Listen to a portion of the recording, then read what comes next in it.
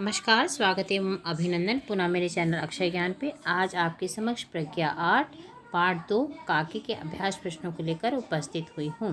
तो बच्चों, पहला प्रश्न है, समूखा से नामों को छांटकर समूखा के संबंधित शब्दों के समूह लिखिए। तो श्यामू के पिता, श्यामू का साथी, श्यामू के भैया, श्यामू के साथी की बहन, श्यामू की माँ, श्यामू के साथी की माँ, इनको हमें लिखना है इसमें से छांट करके। श्यामू के पिता विशेश्वर, श्यामू का साथी भोला, श्यामू के भैया जवाहर, श्यामू के साथी की बहन जीजी, श्यामू की माँ थी काकी, श्यामू के साथी की माँ है सुखिया। इसके पश्चात प्रश्न नंबर जो हमारा दूसरा है, श्यामू ने भोला के सामने कौन सा रहस्य खोला। श्यामू ने भोला के सामने पतंग को आकाश में राम के पास भेजने का रहस्य खोला। उस पर बैठकर काकी नीचे आ जाएगी। श्यामू ने जवाहिर भैया से कागज पर काकी क्यों लिखवाया।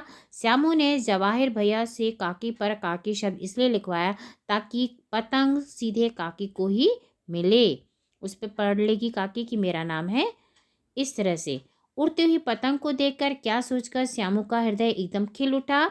श्यामू का हृदय उड़ती पतंग को देखकर एकदम खिल उठा, क्योंकि इससे उसके दिमाग में एक तरकीब आई कि वह भी पतंग बनाकर आसमान में उड़ाएगा। पतंग की डोरी पकड़कर ऊपर बैठी मेरी काकी नीचे उतर आएगी। भोला एक डांट से ही मुखबिर हो गया। इस वाक्य से क्या तात्पर्य है। भोला ने विशेश्वर के पिता की एक डांट में एकदम से श्यामू द्वारा पतंग की रस्सियां मंगाने की बात का रहस्य खोल दिया। इसके बाद प्रश्न नंबर जो हमारा छठा है वो है, रस्सी से पतंग तानकर काकी को राम के यहाँ से नीचे उतारेंगे। भोला से ये बात सुनकर विशेश्वर हत बुद्धि क्यों हो गए। विशेश्वर को श्यामू की काकी को बुलाने के बारे में पता चल गया। श्यामू की मासूमियत और उसका काकी के प्रति गहरा प्रेम देखकर विशेश्वर हत बुद्धि हो गए। भाषा की बात में पहला प्रश्न है, श्यामू पतंग के लिए बहुत उत्कंठित था। वाक्य में श्यामू और पतंग संज्ञा शब्द है। श्यामू व्यक्तिवाचक और पतंग जातिवाचक संज्ञा है। नीचे लिखे वाक्य में आए संज्ञा पदों को पहचान कर लिखिए तथा उनके भेद बताइए। एक जगह खूंटी पर विशेश्वर का कोट टंगा था, तो इसमें जो विशेश्वर है वो व्यक्तिवाचक संज्ञा है और कोट है वो जातिवाचक संज्ञा है। प्रश्न जो दूसरा है, जो बुद्धि वाला हो वाक्यांश के लिए एक शब्द है बुद्धिमान। इसी प्रकार नीचे लिखिए वाक्यांशों के लिए एक एक शब्द हमें लिखना है।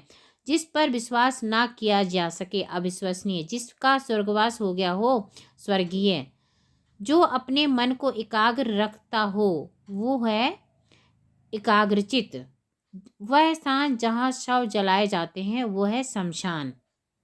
प्रश्न हमारा जो तीसरा है, निम्नलिखित मुहावरों के अर्थ बताइए और अपने वाक्यों में उनका प्रयोग कीजिए। पहला है कोहराम मचना, बहुत शोर होना। शहर में बाघ को देखकर कोहराम मच गया। हृदय का खिलना, बहुत प्रसन्न होना। पुत्र को देखकर माँ का हृदय खिल गया। चिंता का मारा होना, परेशान होना। कान की बाली घूमने पर रिया चिंता की मारी हो गई। रहस्य खुलना, भेद खुलना। राज की चोरी का रहस्य सबके सामने खुल गया। हत बुद्धि होना, अचंभे में होना। पुत्र की शादी का रहस्य खुलने पर ही माता पिता हतबुद्धि रह गए।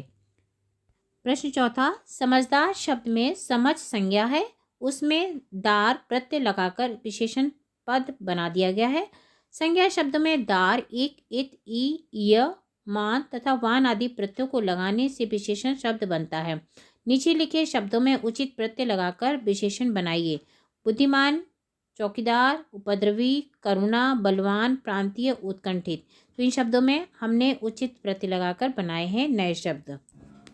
नमस्कार, धन्यवाद। यदि आपको अच्छा लगे तो please like, subscribe and share.